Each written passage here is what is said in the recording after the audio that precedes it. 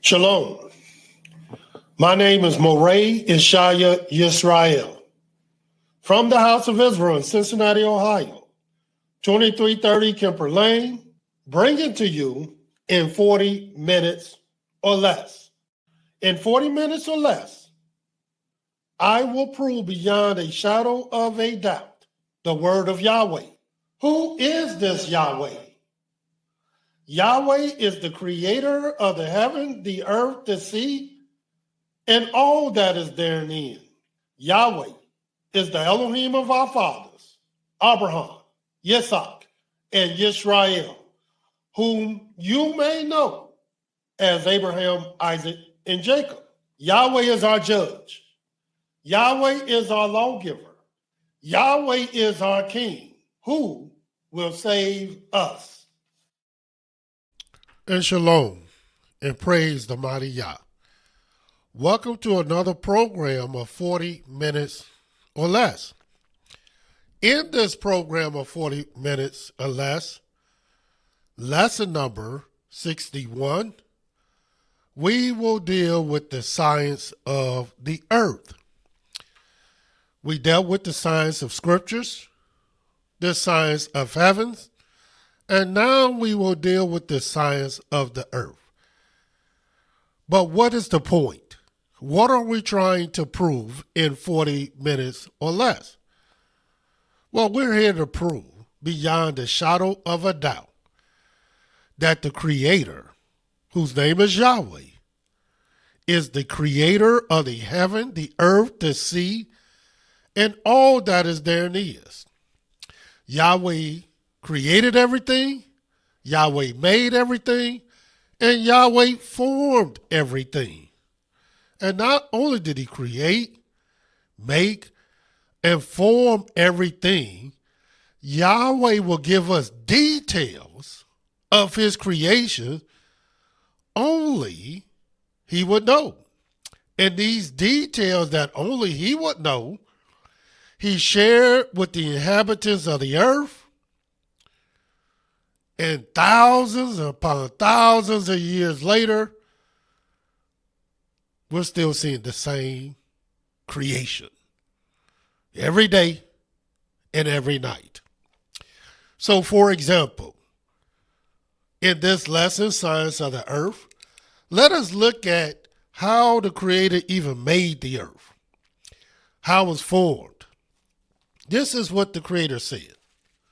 In the book of Genesis, the first chapter, that's where we will begin. In the book of Genesis, the first chapter, this is what it says. And we're going to begin reading at the 10th verse. And Elohim said, let's start at the 9th verse. And Elohim said, let the waters under the heaven be gathered together unto one place, and let the dry land appear. And it was so. And Elohim called the dry land earth, and the gathering together of the water called he seas, and Elohim saw that it was good. And here it is. That's exactly what we call this dry land today. We call it earth. Go figure. I wonder what the word earth actually means. Dry land. That's exactly what it means. What the Creator, the one who designed and patented, because the scriptures is the patent of the Most High in detail. Watch what it says. Then he told us what the earth would produce. And Elohim said, 11th verse, let the earth bring forth grass, the herb yielding seed, the fruit tree yielding fruit after his kind, whose seed is in itself upon the earth, and it was so. And the earth brought forth grass, herb yielding seed after his kind, the tree yielding fruit, whose seed was in itself after his kind, and Elohim saw that it was good. And the evening and the morning were the third day. So the Almighty would do this all on the third day. And as I stated before, this is exactly what continues to happen in the earth since the beginning of time. They want you to believe that some aliens had something to do with this creation. Where's their book? Where is their evidence that they are the intelligence behind this great creation? And then they want to also have you to believe we just evolved from some type of special and particular type of ape. Well, if we came from apes, as they teach us in school and taught us in school, then why do we find ourselves smarter than apes? Why do we find ourselves way more intelligent than apes? That makes no sense. That the intelligent being that we came from, we're smarter than them. And the truth is, we didn't come from no apes at all. There's nothing in the earth, and I mean absolutely nothing, that's more intelligent than mankind in the earth. No beast, no fowl, no fish of the sea, nothing. There's nothing in the earth that's more intelligent than man. So therefore, and man comes from the earth. But we get into man. Right now, we're just talking about the earth. And not just man comes from the earth. I might as well show you this. Everything that's in the earth comes from the earth. Watch what this says. Since we're in Genesis, the first chapter, this is what it says in the 24th verse. And Elohim said, let the earth bring forth. You notice it says, let the earth bring forth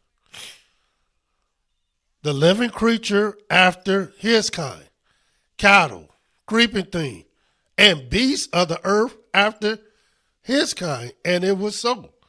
That's why you don't have a rabbit and a dog mating with each other, or a cat and a snake mating with. No, everything is after its own kind. And why? Because that's how Yahweh created it, made it, formed it. And he did it all through his earth, his dry land that he called earth. And not just there, 25th verse.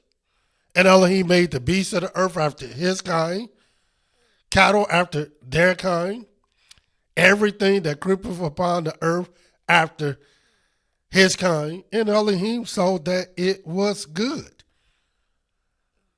And not just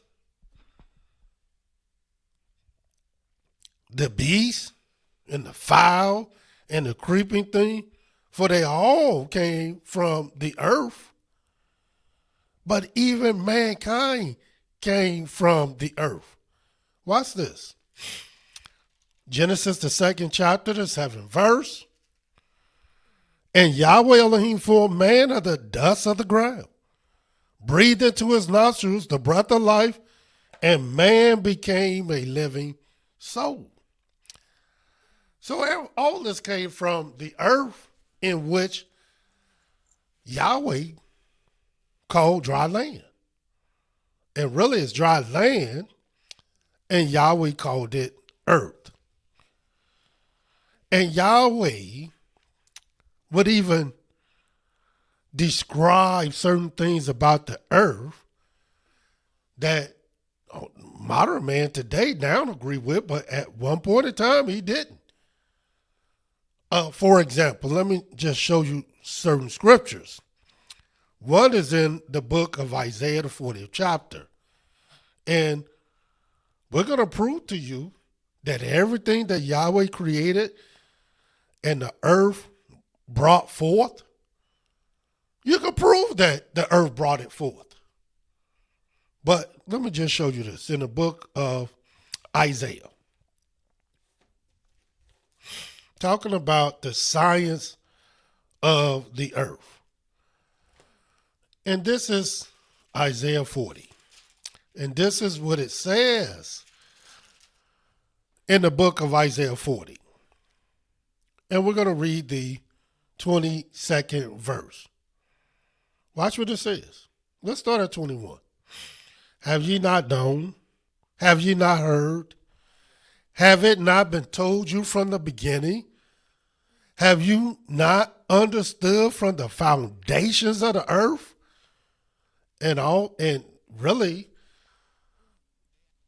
even though Yahweh made it known, most people don't accept it. But watch what it says. 22nd verse. It is he that sitteth upon the circle of the earth, and the inhabitants thereof are as grasshoppers, that stretch out the heavens as a curtain, and spreadeth them out as a tent to dwell in. Who knew that the earth was a circle?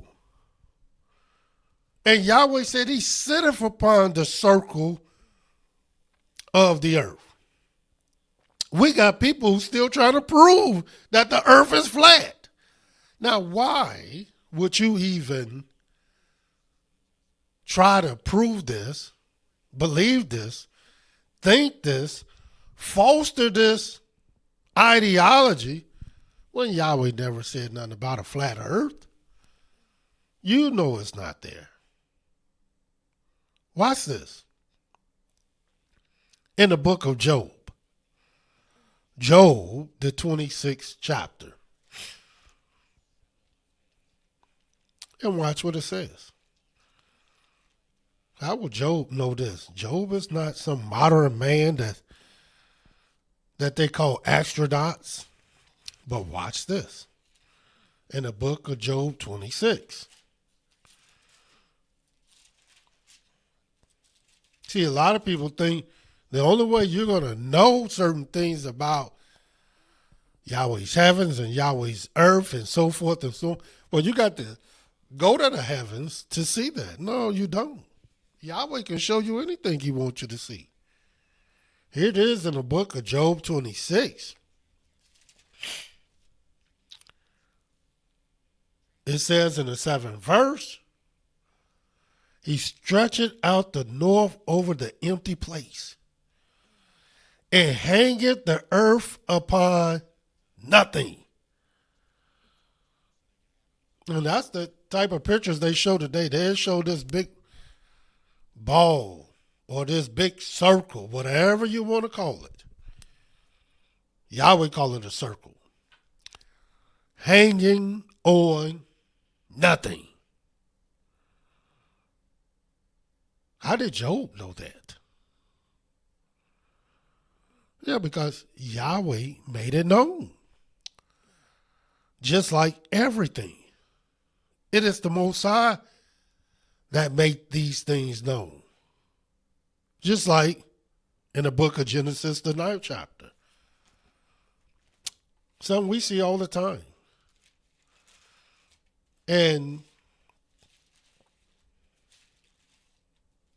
But go figure, Yahweh had already told us what it's about. And you'll read this in the book of Genesis, the 9th chapter. And watch what it says. And we're going to start at the 12th verse. And Elohim said, this is the token of the covenant which I made between me and you, and every living creature that is with you for perpetual generations. I do set my bow in the cloud, and it shall be for a token of a covenant between me and the earth.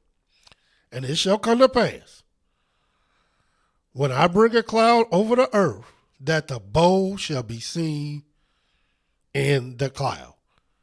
what a lot of people call the rainbow. And it's not called a rainbow because of the rain. Little do people know. It's just called a boat, number one.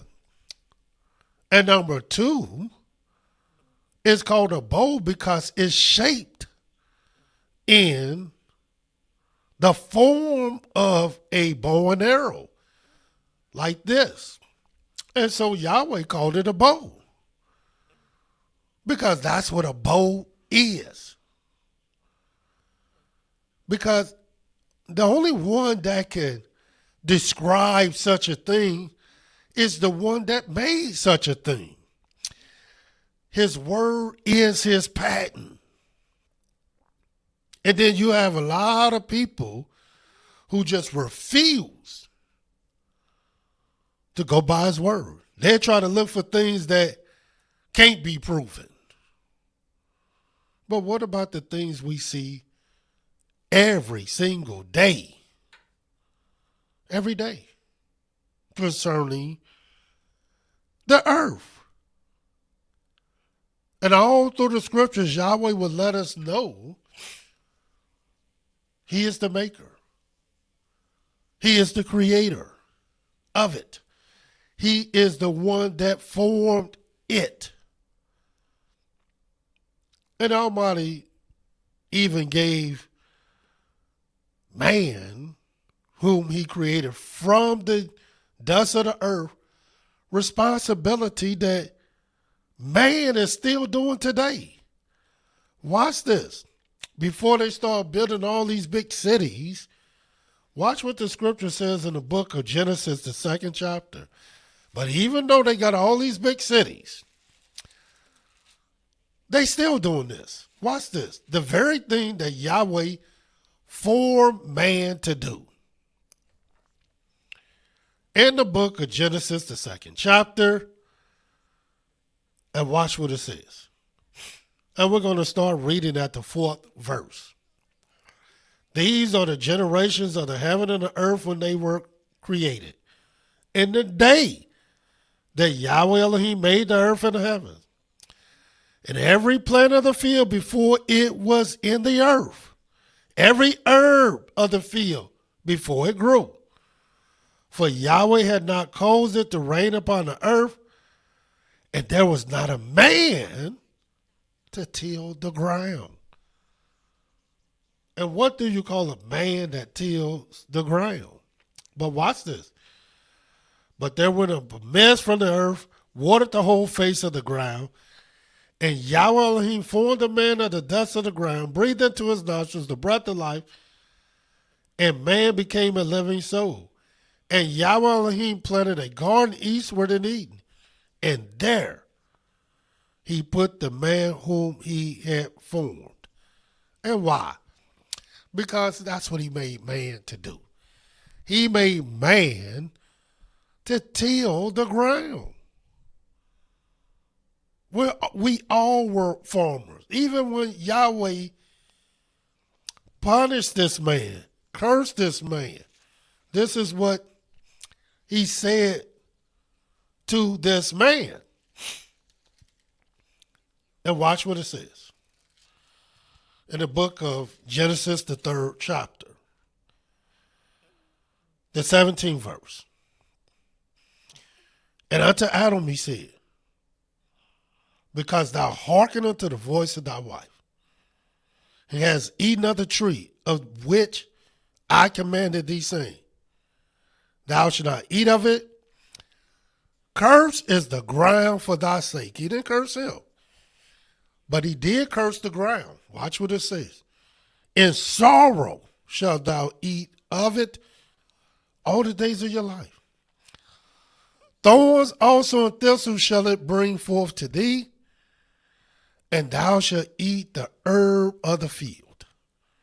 In the sweat of thy face shalt thou eat bread, till thou return unto the ground, for out of it was thou taken, for dust thou art, and unto dust shalt thou return. Yeah, we can prove that you're just nothing but dust. Nothing but dirt. But so is the fire, so are the beasts. And what dust? What ground? The one that Yahweh called earth. And what is earth? Earth is dry land. That's all it is, dry land. And when will we begin to acknowledge the greatness, the power of Yahweh? Here it is, the Almighty said in the book of Ecclesiastes, the 3rd chapter. Let us turn there. Talking about the science of the earth.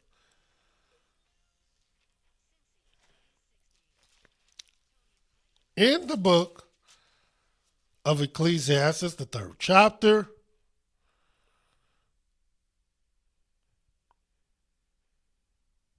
and we're going to read the 20th verse. This is what it says. All go into one place. All are of the dust, and all turn to dust again. Now, is that a truth? Is that a fact? Scientific fact? What is it? We don't turn into no apes like they say we do. We don't turn into no butterflies. We don't turn into some mess and sparkles and particles like they will have you to do with these superheroes. When they die, superhero died, and then they turn into some type of particle. But no, we turn back into dust. Dust we are, and dust we return. It also lets you know this in the book of Ecclesiastes, the 12th chapter. And what is this dust? This dust is what we know to be a biblical truth, a scientific fact. Here it is in Ecclesiastes, the 12th chapter, the 7th verse. It says, then shall the dust return to earth as it was, and the spirit shall return unto Elohim who gave it. This is the truth. How can you prove this otherwise? You can't. All you can prove is the validity and the authenticity of it. That's all you can prove. Just like Ecclesiastes, the 1st chapter. Watch what it says here. The 4th verse. It says in the 4th verse, Ecclesiastes 1 and 4, one generation passes away, and another generation cometh. But the earth abideth forever. The earth ain't went nowhere. Everything else has. All the so-called Homo sapiens, all the so-called dinosaurs, all the so-called big old, I don't even know what they call these big giant birds. They all gone.